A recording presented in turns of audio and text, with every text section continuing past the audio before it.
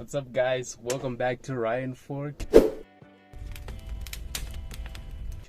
And today we're doing a review, the first review of this channel, and I guess it's gonna be 21 Savage's American Dream. 21 Savage is a very popular rapper out right now. I think anyone who's been following rap and been following the mainstream knows it's all 21 Savage. He hasn't been putting out a lot of albums, but he has been putting out a lot of features. Last solo album was 5 years ago, and it was I Am Greater Than I Was, a record which I thought was okay. I thought it established 21 as a skillful, inventive artist, but then I kind of didn't think he'd put another album after that, because I think he kind of established himself to be like we can say a feature rapper. I don't think he established himself like an albums artist, but now we have a new record, so now we can see if he's actually like, maybe he is an album rapper. So let's get into it. And first, I like to say, like, this album is actually amazing. I think this is actually like so much growth for 21 Savage.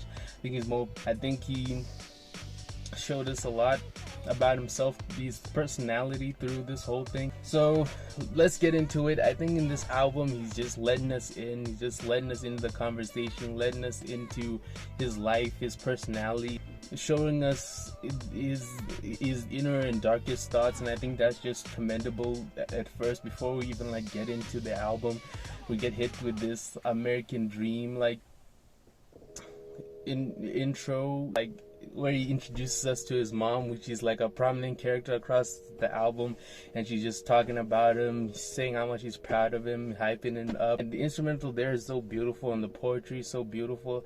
I just have to put it on one of my favorites on the album. And then we get All of Me, and these are just my favorites. I want to talk about my favorites first before we get into it.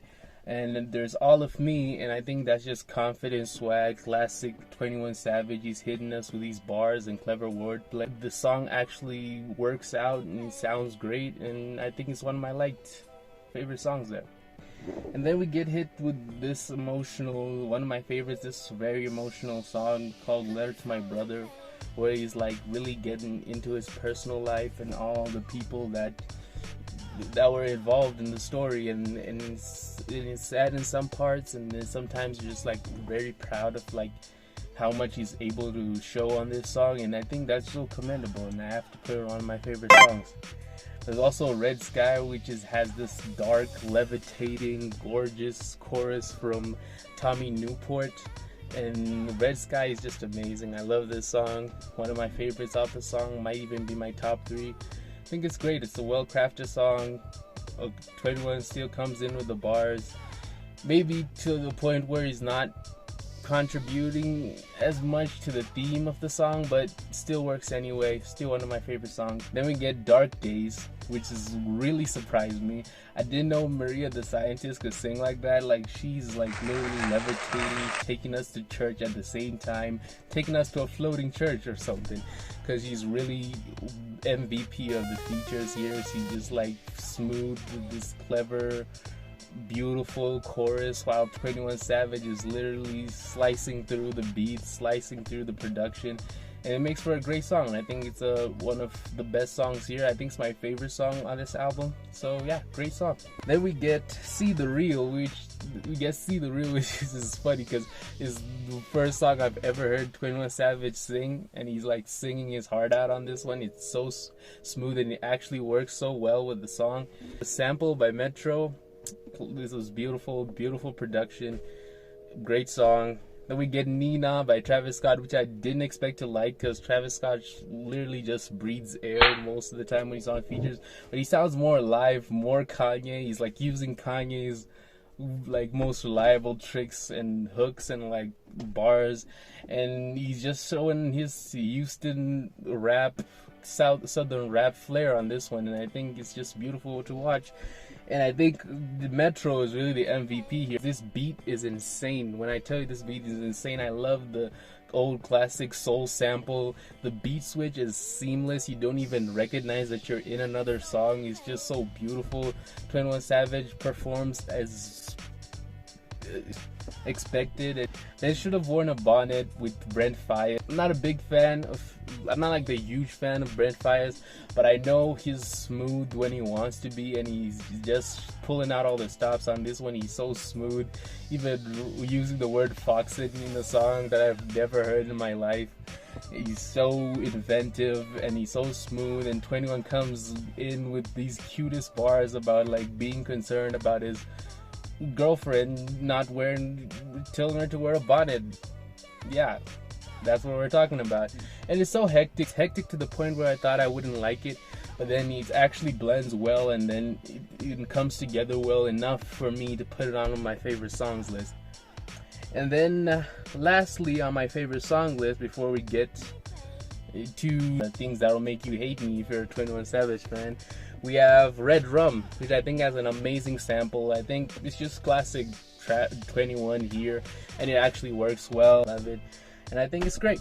Now go to songs that I'm iffy about. Songs that I don't know what I think about them like completely, but they're not bad songs. But then I just don't really think that highly of them. They have a few problems. One is Just Like Me with Burna Boy. I think I hate it when like there's a good chorus and good verses, but then they're on two different topics. I think Brudda and 21 are talking about two different things. I don't know if it's just me, but then that's how I felt, and that kind of threw me off a bit. I felt like they weren't really in sync topic wise, and that kind of threw me off. But then it's not a bad song. I just wish it was a bit more on the same wavelength. And then we have Prove It with Summer Walker, which I thought was an okay song. It was a bit too glossy for me. I think it was a bit too polished. Felt like it was a bit too polished, a bit too glossy, a little bit generic. Summer Walker sounds a bit uncomfortable on the chorus, which kind of threw me off. It's not really a bad song. It's kind of like meh. It's okay. Then we have Dangerous with Lil Durk, a bit generic. Lil Durk, I think he did a fine verse, but I think it's just too generic and too expected of 21 Savage at this point. And then we have Sneaky, which I actually like because it's so witty and so clever.